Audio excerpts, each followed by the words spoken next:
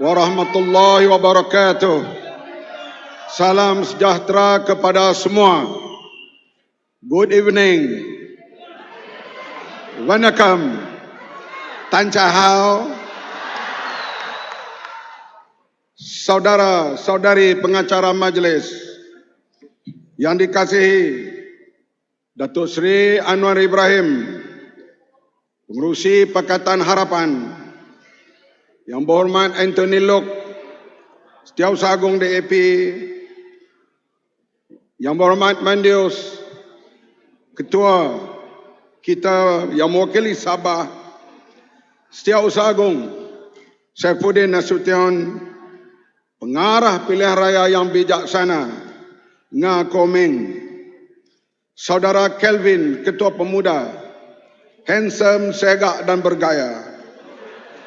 Aiman Atirah Anjudi, garam tetapi lembut hatinya.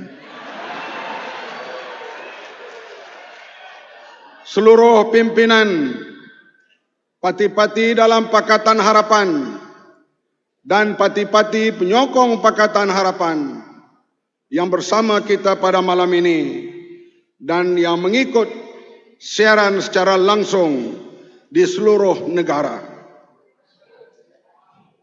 Semua orang tahu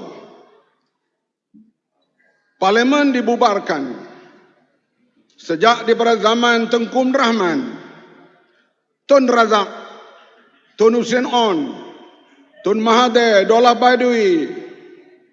Tun Mahathir kemudian tak sempat bubar Parlimen. Selalunya mereka mencari tajuk. Apa tujuan Parlimen dibubarkan? Di antaranya mereka menyebut untuk meneruskan usaha pembangunan, untuk menjadikan Malaysia negara muhibbah antara kaum, pembangunan kepada rakyat. Tetapi di zaman Ismail Sabri ini, Parlimen dibubarkan untuk menyelamat para penyamun. Ini sejarah bagi Malaysia. Siapa yang berkata begitu? Presiden UMNO. Bukan yang kata begitu Anwar Ibrahim. Bukan Ketua Cawangan Keadilan Cerok Tokun. Presiden UMNO. Kalau kita tak menang pilihan raya kali ini, mu akan dihadap ke mahkamah. Artinya mereka semuanya perompak.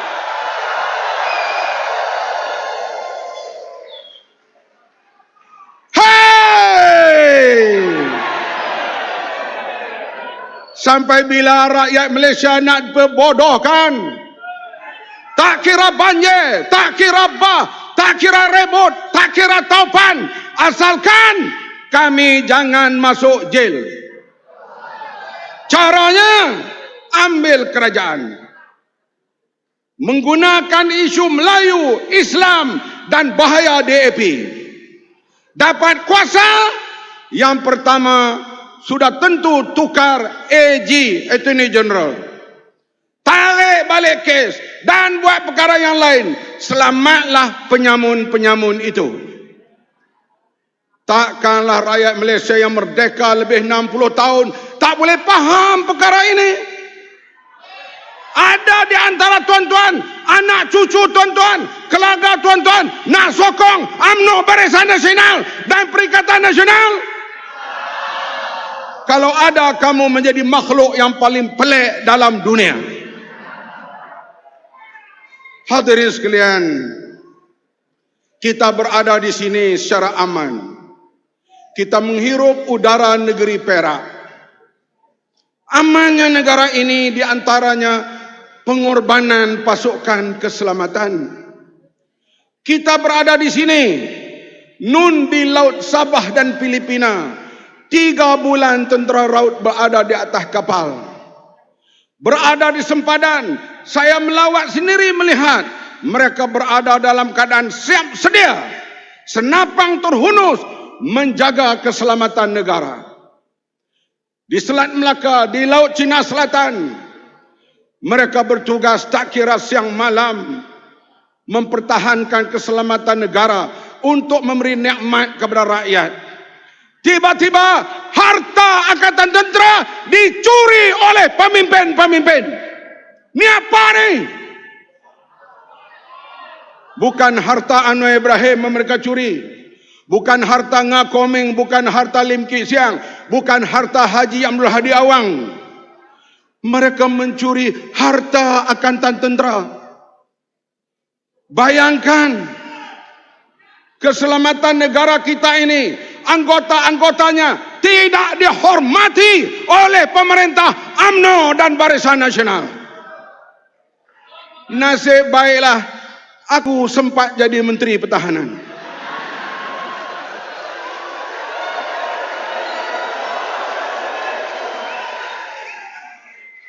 Itu peringatan kepada bakal Perdana Menteri itu. Kita sempat buat siasatan.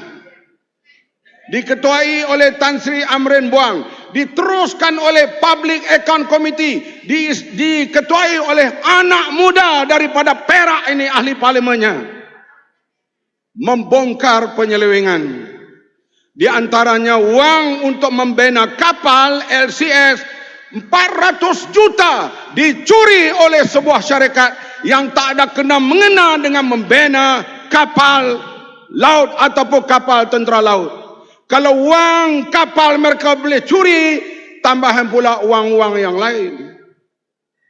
Inilah kepincangan yang ahli-ahli ekonomi mengatakan negara kita bocor. Wang bocor, leakage lebih 60 bilion setahun. Kita anggap ini exaggerate, angka-angka yang direka. Tapi bila kita buat kajian, buat siasatan, rupanya betul. Saya nasihat bakal Perdana Menteri dan isteri Kak Wan Azizah, dengarlah nasihatku ini. Bila jadi Perdana Menteri nanti bersama Kak Wan, carilah harta sepencarian. Jangan jadi Perdana Menteri dulu dengan istrinya, mereka mencari harta sepencurian.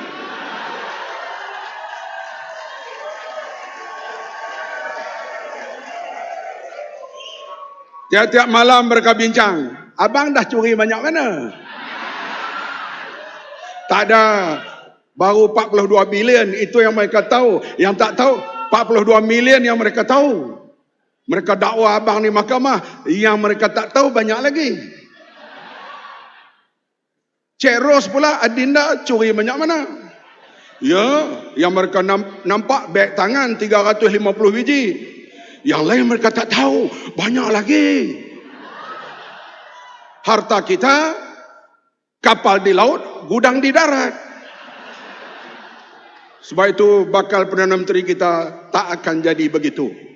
Mereka akan cari harta sepencarian, bukan harta sepencurian. Hadirin sekalian, rasuah dan leakage terlalu teruk. Kita berkumpul di negeri Perak.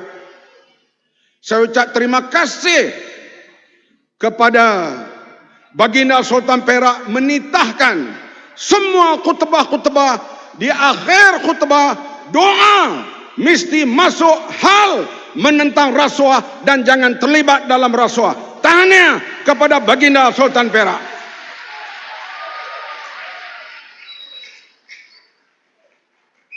Hadirin sekalian, kita perlukan wang. Sebab banyak kita nak membantu rakyat. Para petani, nelayan, penanam padi, sebelum dapat hasil, kita berjanji untuk membantu mereka. Tunggu manifesto nanti. Para nelayan yang tak dapat ke laut musim tengkujuh, kita perlu beri bantuan dan subsidi kepada mereka. Penoreh getah yang tak dapat menoreh getah di musim hujan, kita perlu membantu mereka. Semuanya perlu wang. Tapi wang kita hilang lebih 60 bilion satu tahun.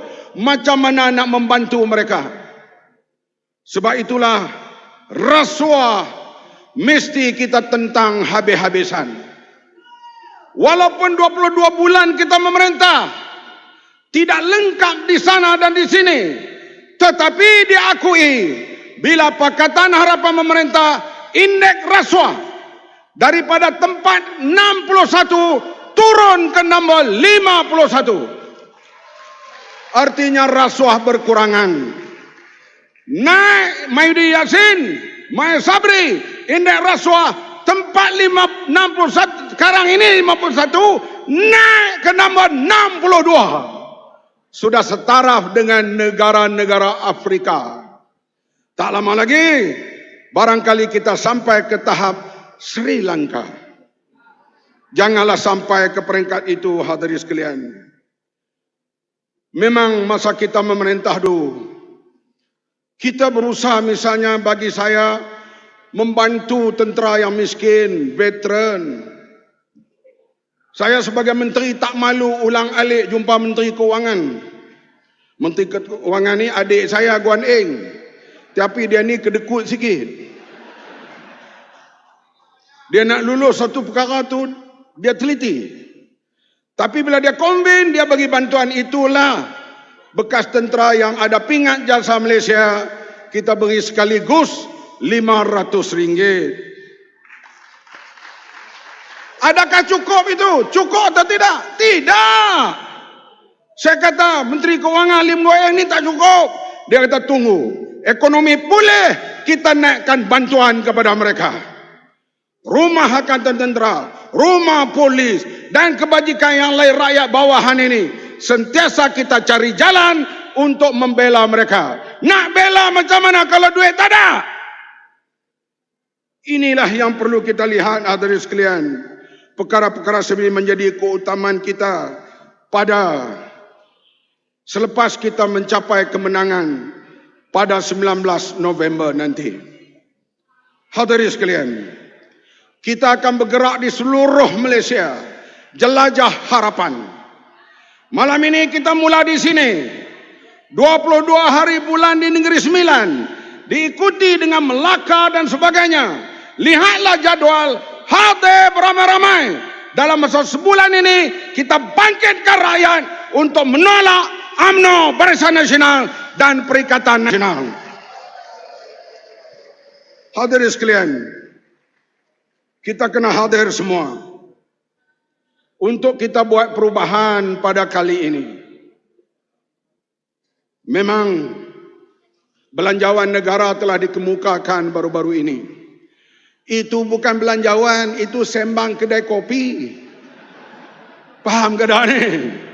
Belanjawan mesti dibahas, kemudian baru dilulus, bawa ke Dewan Negara. Dah lulus baru boleh belanja. Sekarang bentang-bentang bubar parlimen. Oh, diumumkanlah cek tijah dengan berbagai bantuan subsidi akan mendapat lebih kurang RM6,000 daripada kerajaan. Ahli parlimen pun tepuk, sono. Ya, cek tijah dapat RM6,000. Cek Rosmah dapat RM180 juta. Woi, faham ke tak? Yang diambil RM180 juta. Ini bukan rekaan, dibuktikan di mahkamah. Kalau kerajaan penyamun macam ni, tuan-tuan nak undi lagi, saya tak tahulah kamu ni orang ke plastik ke. Hadirin sekalian, saya berkeyakinan penuh kali ini Pakatan Harapan akan mencapai kemenangan. InsyaAllah, tak mau bakal-bakal lagi dah. Bakal Perdana Menteri. InsyaAllah 20 hari bulan November ini Perdana Menteri Datuk Seri Anwar Ibrahim.